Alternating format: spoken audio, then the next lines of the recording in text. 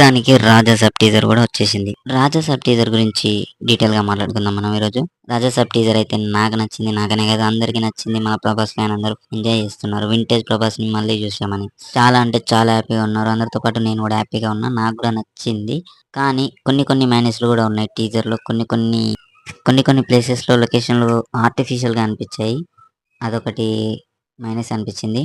ఇంకా మారుతి గారు ఈవెంట్ లో మాట్లాడుతూ ముగ్గురు హీరోయిన్లు ప్రభాస్ గారు అడిగారు అని పెట్టాను అని అన్నారు. అడిగినందుకు మాత్రమే పెట్టినట్టు లేకుండా వాళ్ళకి ఏదైనా ఇంపార్టెన్స్ ఉంటే హ్యాపీయే.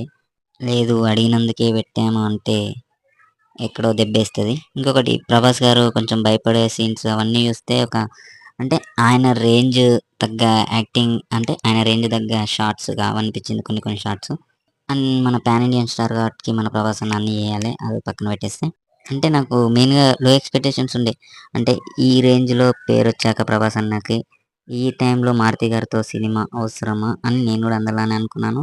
ఆ ఎక్స్పెక్టేషన్ తోటే చూశాను. కానీ పర్లేదు, కొన్ని విఎఫ్ఎక్స్ షార్ట్స్ ఇవన్నీ చూస్తే మారుతి గారు బాగానే మేనేజ్ చేశారనిపిస్తుంది. ఇక బీజిఎం మాత్రం చెప్పనవసరం లేదు. తమనన్న మాత్రం ఇచ్చి పడేసిండు. బీజిఎం మాత్రం నెక్స్ట్ లెవెల్లో ఉంది. మెయిన్గా రాజాసాబ్ అనే మెయిన్ బ్యాక్గ్రౌండ్ మ్యూజిక్ చాలా బాగుంది. నా టీజర్ రియాక్షన్ మరి మీకు ఎలా అనిపించిందో కింద కామెంట్ చేయండి.